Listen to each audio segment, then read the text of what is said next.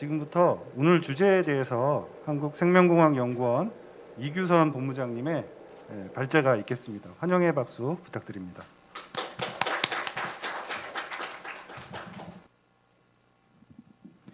네, 안녕하십니까. 한국생명공학연구원 연구전략본부장 이규선입니다.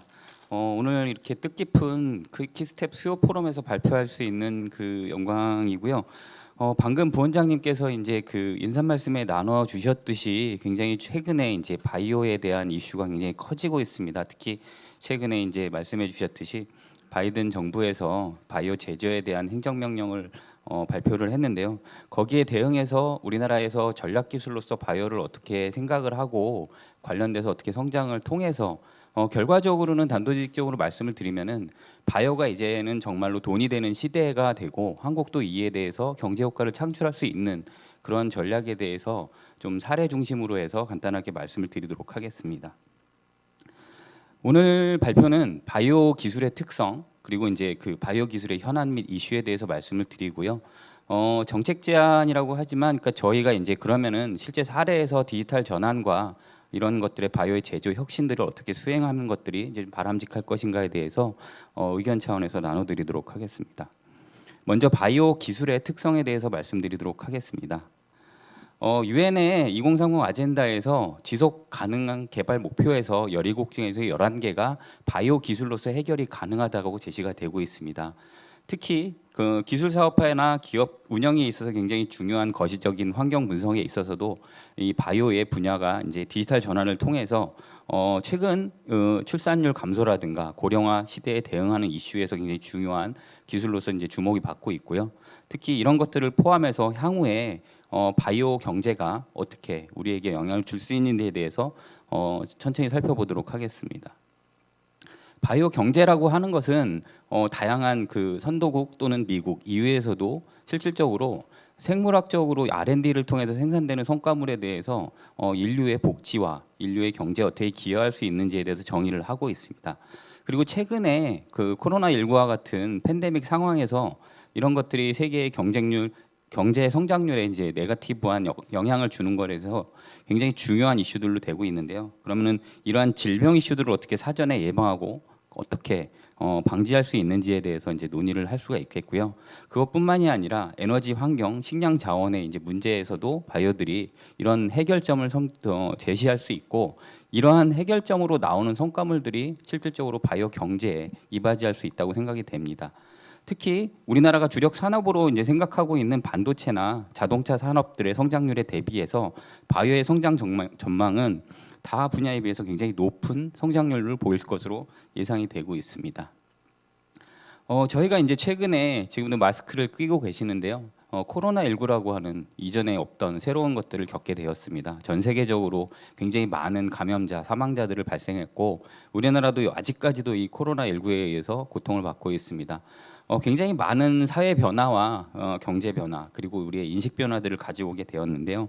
특히 코로나19가 이전과 다른 새로운 접근법, 바이오에서 R&D의 방법론을 가속화하고 있습니다. 그 예로 여러분들도 지금 많은 분들이 겪고 계실 것 같은데요. 이전에 화상회의라는 저희 개념이 반드시 필요하지만 해야 되는 거에서 실제로 그래도 직접 만나는 게 좋지 않겠냐라는 인식에서 코로나가 강제적으로 화상회의를 저희 일상 안으로 넣어놨습니다. 그것뿐만 아니라 디지털 혁신 같은 경우는 실제로 이런 환경뿐만이 아니라 R&D 측면에서도 굉장히 다양한 변화들을 가속화하고 있습니다. 특히 최근에 빅데이터나 인공지능을 활용한 바이오 분야에 굉장히 많은 분들이 변화하고 있는데 인공지능을 이용한 신약 개발 분야가 가속화되고 있고요. 또한 최근에 바이오 제조에 있어서 기존의 이제 그 생산 공장이라든가 플랜트 기반 것들이 많은 인력들이 투입이 되고 많은 비용들이 투입이 돼서 최근에는 자동화를 통해서 이런 부분들을 해소를 하고 있습니다. 또한 저희가 이제 그 가상 현실이 이제 저희 이제 지금 목전에 와 있는데요. 이런 것들에 이제 디지털 트윈이라든가 메타버스를 이용한 바이오 헬스케어에서도 굉장히 새로운 분야들이 창출이 되고 있습니다. 그리고 스마트팜이라든가 스마트 제조 공장이라든가 이런 스마트 바이오 생태계가 이제 활성화되고 있고요. 이전에 스마트 헬스케어라는 것들이 이제 개념으로 정립됐던 것들이 우리 실생활에도 구현이 되고 있습니다. 그리고 다양한 데이터들이 실제로 실시간으로 공유될 수 있는 데이터 공유 기반의 R&D들이 활성화되고 있습니다. 또한 그 실제로 이제 기존에는 굉장히 다양한 그 안보라든가 전략적 측면에서 국가적인 관계들이 기술 중심으로 국가 관계가 재편이 되고 있습니다. 기술 패권 시대라고도 할 수 있는데요. 일례로 이전에 미국의 대통령이 방한을 했을 때 가장 먼저 갔던 곳이 DMZ였습니다. 이런 것들이 이제 안보라든가 북핵 위기 등들을 대응하는 것들을 좀 대변한다고 하면은 최근에 바이든이 내한을 했을 때 가장 먼저 찾아간 곳들이 삼성 반도체 공장이었습니다. 이러한 기술들이 국가 관계에서도 실제로 협상 카드가 되고 이런 전략 기술들이 국가의 지위를 결정하는 굉장히 중요한 시대가 됐다고 말씀을 드릴 수가 있겠습니다. 이를 맥락으로 해서 전 정부와 이번 정부에서는 국가 필수 전략 기술이라는 것들을 육성하는 것들에 대해서 국가적으로 이제 정책적으로 지원을 하고 있습니다. 이런 국가 전략 기술이라고 하면은 주요국의 기술 패권에 있어서 글로벌 산업 지형과 공급망 변화로 국가 간의 안보라든가 동맹, 국제 질서까지도 재편할 수 있는 기술을 의미하게 되겠고요. 이런 것들이 기술력이 경제를 넘어서 새로운 국가의 관계들을 성립하는 시기가 되겠습니다. 그래서 굉장히 다양한 분야에 있어서 이제 검토가 됐고 최근에 이제 10개의 전략기술 후보안에서 이제 한두 개가 더 추가되는 것으로 알려져 있고요. 초격차 전략기술로서는 이미 한국이 경쟁력을 가지고 있는 반도체라든가 디스플레이, 2차 전지 분야가들이 선정이 됐고요.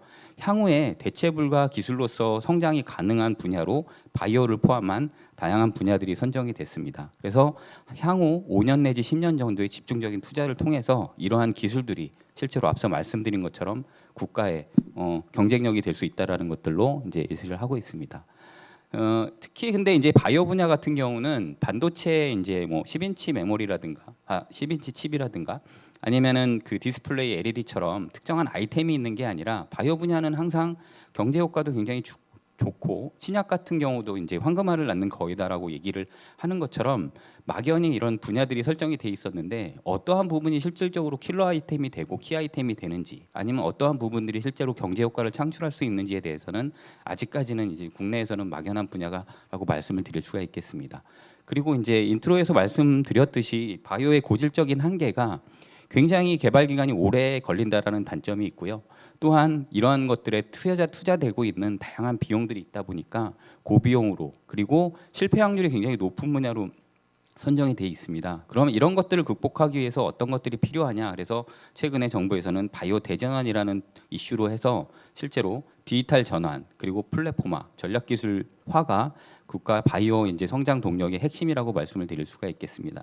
디지털화 같은 경우는 대표적으로 빅데이터나 AI 등 디지털 기술과 융합을 통해서 바이오 쪽에 새로운 연구라든가 새로운 산업을 창출하는 것들로 말씀을 드릴 수가 있겠고요. 바이오가 앞서 말씀드린 것처럼 생산성이라든가 비용 측면의 한계를 플랫폼화를 통해서 실질적으로 굉장히 고속으로 저비용으로 할 수 있는 그런 플랫폼도 구축이 이제 목표가 되고 있습니다.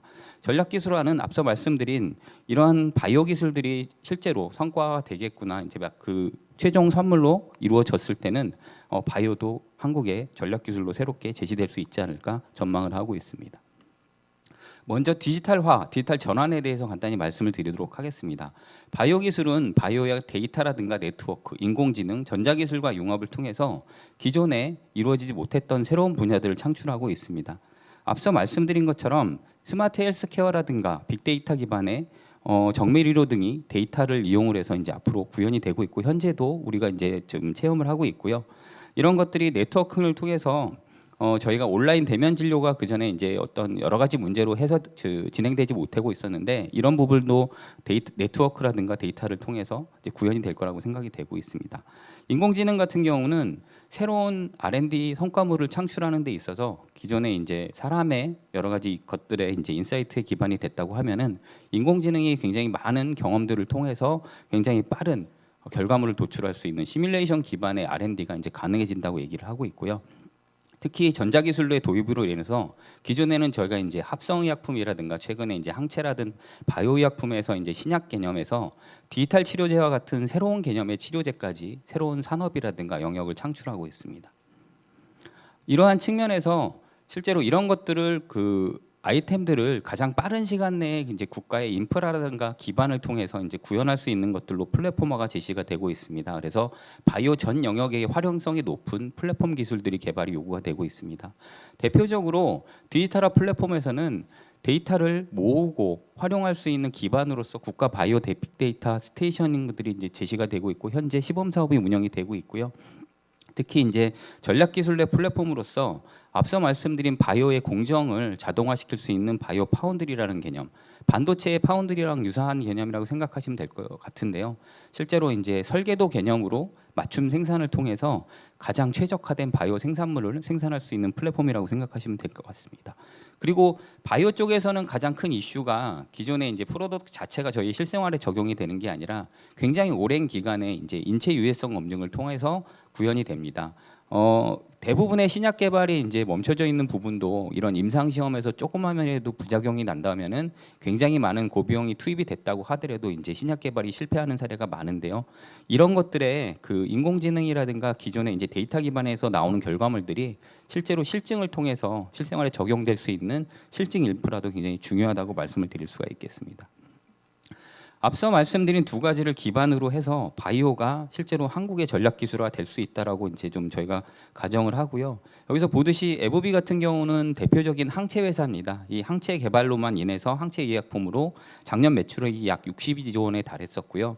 실제로 이제 모더나 같은 경우는 파이자를 통해서 모더나와 파이자는 mRNA 백신 개발을 통해서 새로운 또 경제 효과를 창출하고 있습니다.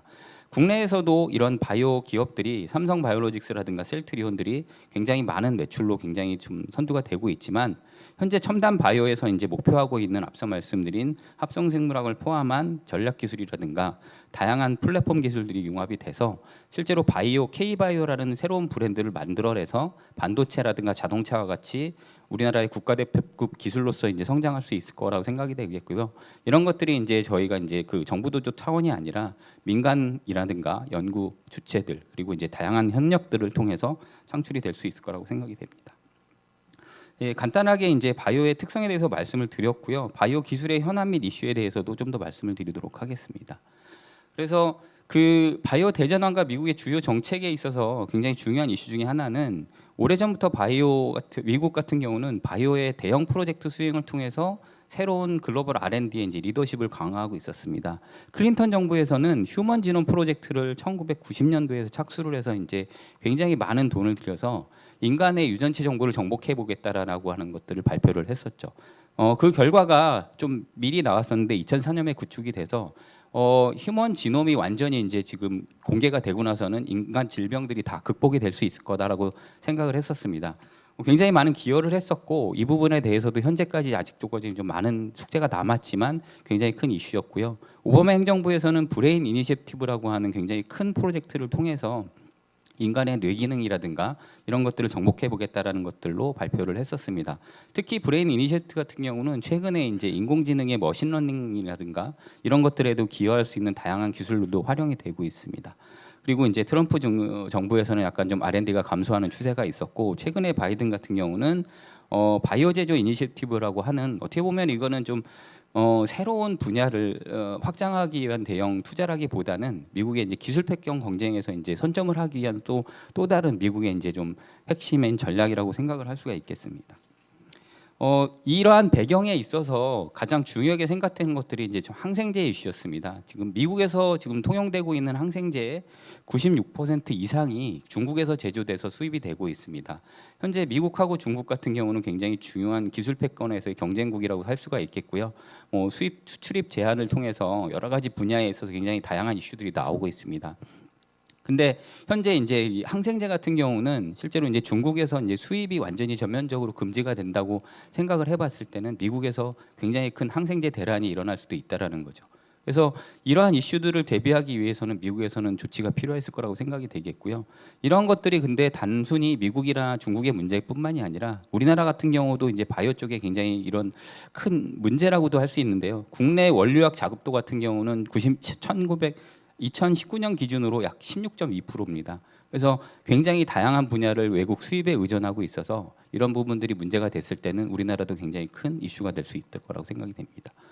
일예로 저희 그 K 바이오, K 진단 이런 것들이 이제 한동안 이슈가 됐던 것들이 있었습니다. 코로나 초기에 있어서 한국이 진단을 굉장히 잘했다라는 것들이 세계적으로 인정을 받았었죠. 근데 실제로 코로나 진단 키트 개발 업체인 시젠이라든가 수젠텍에서 굉장히 큰 한번 변곡점을 거친 적이 있었습니다. 초반에 항체라든가 프루브 같은 경우 프라이머라는 그런 바이오 콘텐츠 개발에서는 굉장히 앞서 나갔는데 실제로 키트에서 원료품으로 사용이 되고 있는 핵산의 이제 그 DNTP라고 하는 핵산의 이제 원료 물질이라든가 아니면 면봉 같은 굉장히 사소한 거라고 생각이 되는데 이러한 그 제조 기반의 그런 부품들이 딸리다 보니까 실제로 이제 키트를 만들 수 있는 역량이 어느 순간에 그 포화가 된 거죠. 그러다 보니까 수출도 떨어지게 되고 그래서 그 이후에 이제 국내 자급하는 이슈라든가 공급망에 대해서 새롭게 이슈가 되고 있었고요. 그 전에 이제 그 반도체 불화수소처럼 바이오 쪽에서도 소재 부품 장비의 기술 자립화라든가 국산화 이슈가 이제 제기되기 시작이 됐었습니다.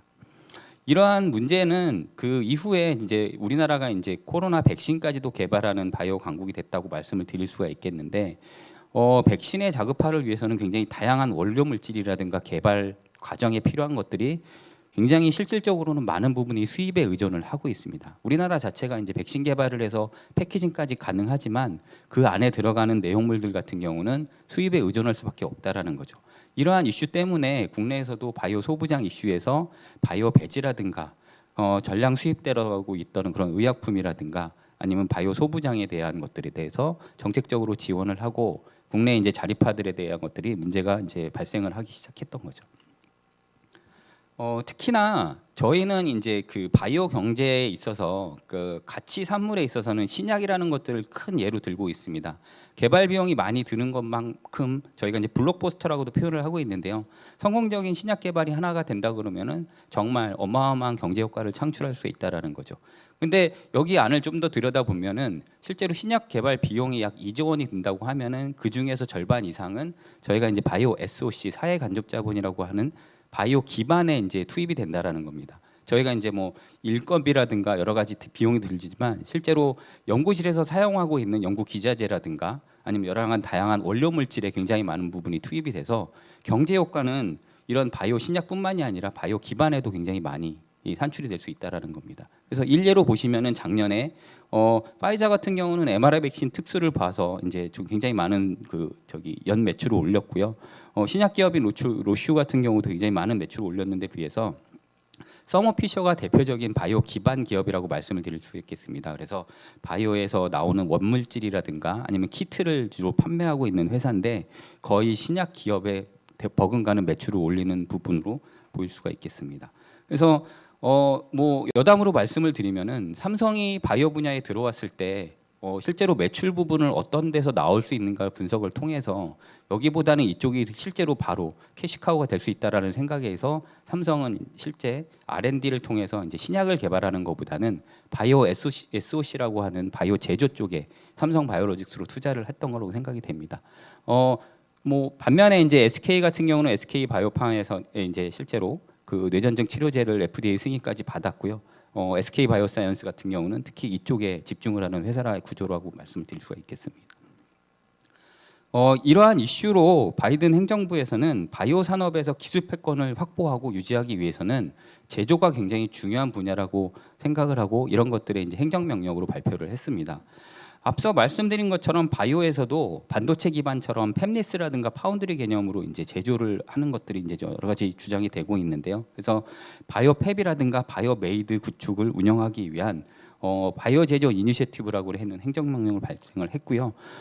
이 안을 들여다보면 결과적으로는 모든 바이오에서 시작되는 원료 물질이라든가 최종 산물까지도 미국 자체 내에서 생산을 지원을 하는 것들을 운영을 하겠다라는 것들의 생각을 좀 들어볼 수가 있을 것 같습니다.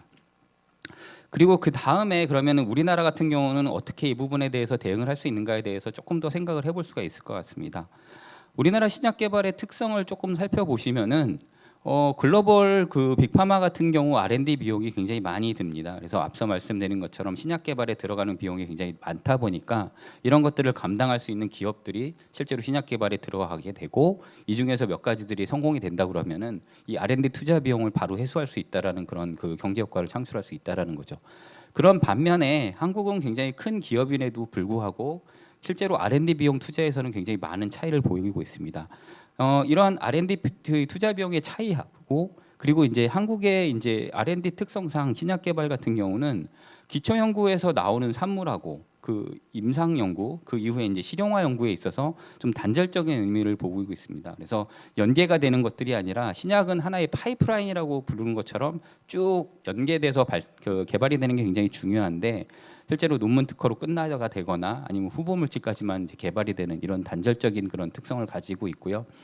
이런 것들은 실제로 이제 글로벌에서 이제 얘기하고 있는 신약에서 대표적으로 데스밸리라고 하는 병목 현상에 대해서도 본질적으로 한국도 안고 있다고 생각을 하시면 될 것 같습니다. 그래서 한국 같은 경우는 집중하고 있는 대부분에 비해서 성공률이 3% 미만이다 보니까 굉장히 많은 투자라든가 기회가 발생하는데도 불구하고 성공 확률은 굉장히 낮은 부분이 있고요. 반면에 이제 임상에 들어가서도 불구하고 신약 개발 비용의 70%나 80%가 투입이 된 이후에도 부작용 이슈 같은 경우가 이제 발생을 하게 되면은 드랍이 되는 그런 굉장히 중요한 이슈가 있습니다. 그러면 이러한 문제점들을 어떻게 해결할 수 있느냐? 어떻게 보면은 제 오늘 발표에서 가장 중요한 메시지라고 말씀을 드릴 수가 있겠는데요. 이런 것들이 바이오 디지털 전환이라든가 디지털 혁신으로 좀 극복될 수 있지 않을까라고 말씀을 드릴 수가 있겠습니다. 그래서 R&D 규모의 차이는 저희가 연구 효율성이라든가 아니면 저희가 잘 할 수 있는 IT와 융합을 통해서 이런 것들이 이제 극복이 될 수 있다라고 생각이 되겠고요.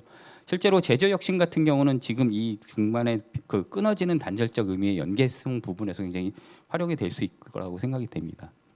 단적인 예로 앞서 말씀드린 것처럼 신약 개발은 초기 단계부터 신약의 이제 최종 승인까지 굉장히 그 끊임없이 쭉 이어져야 되는데 이런 것들을 담당하는 주체들을 이제 좀 외부에 이제 같이 개발하는 과정에서 CDO, CRO, CMO 그런 개념으로 설명을 하고 있습니다. 계약서 기반으로 외주를 주고 그거에 이제 위탁 생산이라든가 위탁 분석 등을 하는 기업들을 말하게 되겠고요. 실제로 이제 R&D부터 승인까지 다양한 기관들이 참여를 하고 신약 개발에서 기능들을 하고 있습니다. 여기서 굉장히 중요한 점은 저희가 이제 R&D 초반에 실험실 수준에서 이제 좀 약물의 유효성 테스트를 한다. 그러면은 저희가 이제 보통 그램 단위로 이제 합성을 하거나 구입을 하게 됩니다. 구입 비용 같은 경우는 10만 원에서 100만 원 정도라고 생각을 하실 수가 있을 것 같은데요.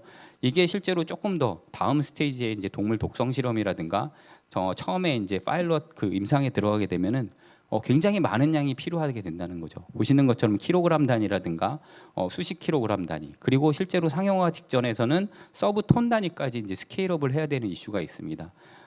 실제로 이러한 독성 평가에 필요한 킬로그램 단위 합성 같은 경우는 합성 의약품 분야에서 에도 실제로 한국에서 이제 서비스해주는 기업은 없고요. 대부분 국내 신약 바이오 벤처들 같은 경우도 전량 중국에서 의뢰를 해서 하게 됩니다. 그래서 이 합성 비용만 해도 수억 원에 이르는 케이스로 이제 되고 있겠고요. 이 스케일업 자체가 바이오 쪽에서는 굉장히 밸류에서 굉장히 중요한 이슈가 되고 있다라고 말씀을 드릴 수가 있겠습니다.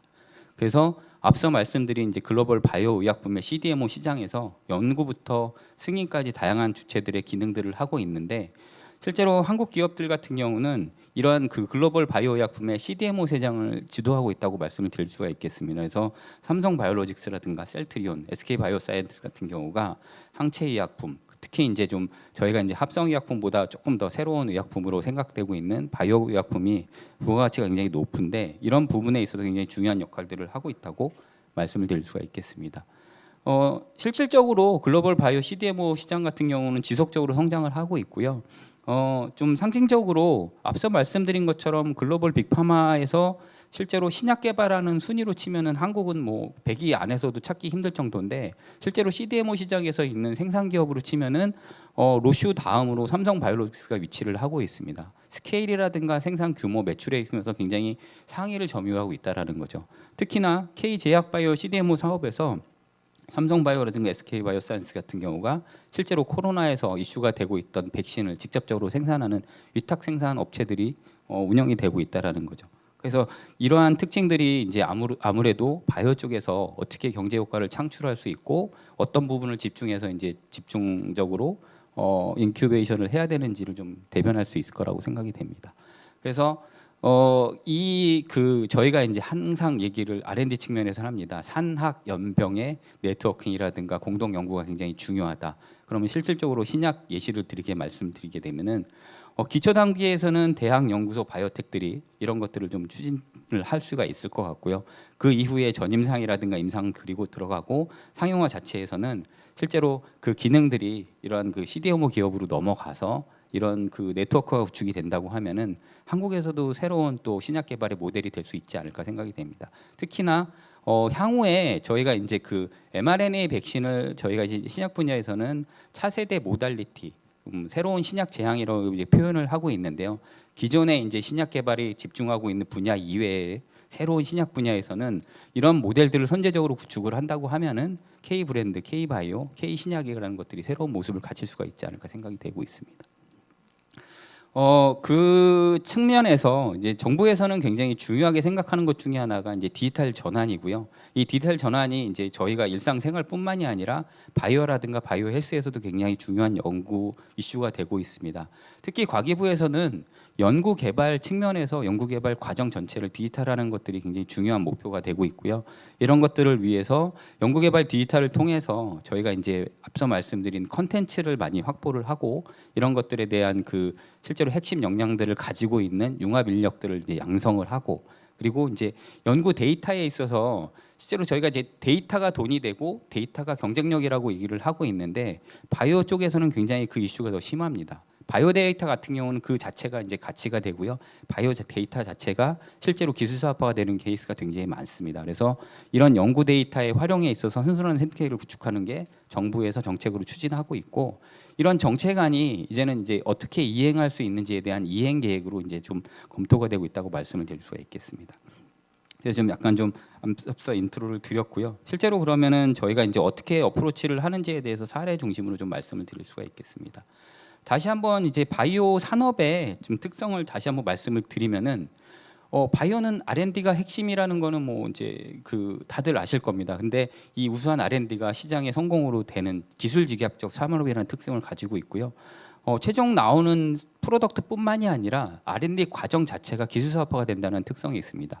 그래서 신약 개발에 있어서 기술 이전에서는 다른 부분이랑 좀 틀린 개념으로 마일스톤이라는 개념이 생깁니다. 그래서 여러분들도 뭐 주식 시장에서 이제 나오는 바이오 기업들에 보시게 되면은 실제로 이제 마일스톤으로 계약액은 굉장히 큰데 실제로 업프론트로 들어오는 실제로 이제 실시돼서 계약금으로 들어오는 굉장히 적은 부분이 케이스가 많이 있었을 거고요. R&D 산물이 이제 그 처음에 임상 들어가기 전부터 계약이 가능하고 신약이 승인이 됐을 때에서 이제 그 가치가 창출되는 구조로 이제 기술 사업화가 됩니다. 그리고 대표적으로 ICT라든가 NT 분야의 융합을 통해서 새로운 분야가 창출이 가능하다고 얘기합니다. 그래서 mRNA 백신이 처음에 개념이 제시가 됐던 거는 굉장히 오래전입니다. 20, 30년 전부터 이제 mRNA가 백신으로 사용이 가능하다라는 것들이 제시가 되다가 코로나로 기술 사업화가 된 첫 번째 이슈에 뭐냐면은 실제로 mRNA를 인체로 전달할 수 있는 리피드 나노 파티클이라고 하는 나노 테크놀로지와 융합을 통해서 이제 기술 사업화가 성공이 됐다라고 말씀을 드릴 수가 있겠고요. 그래서 바이오는 대표적인 융합 사업이 되고 그리고 바이오 쪽 같은 경우는 실제로 앞서 말씀드린 것처럼 실제 생활이라든가 인체에 적용이 됐을 때 다양한 부작용이라든가 위해성들이 이제 경고가 되고 있기 때문에 윤리 문제라든가 규제 같은 경우가 굉장히 중요한 산업이라고 말씀을 드릴 수가 있겠습니다. 그래서 이러한 부분에 있어서 그 바이오가 그 새로운 방향으로 나아가기 위해서는 앞서 말씀드린 것처럼 디지털 기술과 결합해서 두 가지 측면에서 이제 접근이 되고 있습니다. 하나는 디지털이 융합이 돼 있는 디지털 바이오텍으로서의 이제 역할이 되겠고요. 아니면은 바이오 전반적인 R&D에 디지털이 오버레이 되는 디지털 바이오라는 개념으로 이제 설명을 드릴 수가 있겠는데요. 이런 것들이 기존에 없었던 새로운 분야의 이제 바이오의 접근 방법들로 패러다임이 전환이 되고 있습니다. 스타트업 US에서 분석한 한 4,300개 정도의 이제 스타트업을 분석해서 앞으로 22년 현황을 보고 앞으로 스타트업이 어디 분야에 집중적으로 나오느냐에 따라서 향후 기술을 전망을 하고 있는데요. 보시는 것처럼 인공지능이라든가 빅데이터의 스타트업들이 이제 굉장히 많이 나왔고요. 특히 이제 바이오 매뉴팩처링이라든가 신테틱 바이올로지 같은 바이오 제조 쪽에서 스타트업들도 굉장히 많이 나오고 있습니다. 그리고 이제 저희가 이제 뭐 바이오 프린팅이라든가 아니면 조직공학 분야에서도 이제 새로운 그런 바이오 기술들에 대해서도 많이 생기고 있겠습니다. 그래서 이러한 그 테크니컬 트렌드를 어떤 기업들이 많이 생겼느냐에 대해서 볼 수가 있겠고요. 특히 이제 바이오 디지털 전환에서는 저희가 이제 디지털 전환 전문가들이 이제 세 가지로 단계로 말씀을 하시죠. 전산화, 디지털화, 디지털 전환이라고 이제 얘기를 하고 있는데, 디지털 전환이라는 거는 디지털이 완전히 융합이 돼서 이제 새로운 걸로 이제 전환이 되는 상황을 말씀드릴 수가 있겠습니다. 그래서 기존에 경험 기반 의료에서 디지털화가 된다 그러면은 통계 기반의 증거 기반 의료가 되고, 이제 앞으로는 인공지능까지 이제 도입이 돼서 정밀 의료라는 건, 그러니까 실제로 개인 맞춤형 정밀 의료가 구현이 될 수 있다라는 거죠.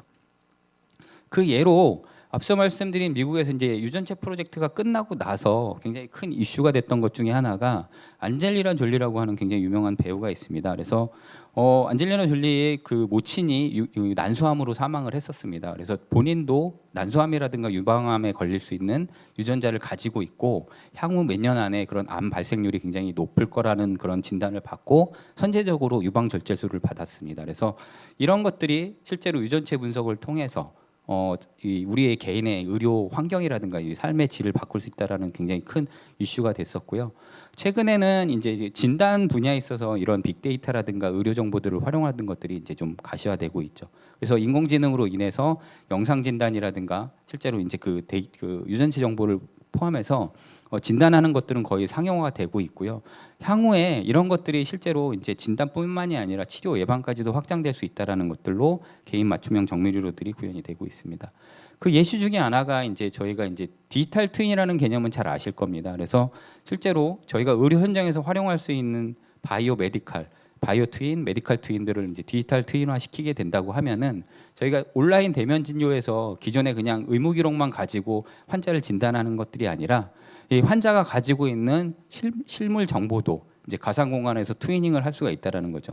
최근에 이제 이슈가 되고 있는 뭐 장내 마이크로바이옴이라든가 아니면 오가노이드 기술이라고 하는 인공장기 유사체 같은 경우들을 통해서 환자 맞춤형으로 구현이 된다고 하면은 의료 정보와 포함해서 바이오 트윈 정보를 이용해서 실제로 병원에서는 환자의 가장 적합한 치료 전략이라든가 약물을 탐색할 수 있고 그것들이 이제 환자에 적용될 수가 있다라는 거죠. 이런 것들이 이제 좀 제시가 되고 있고요.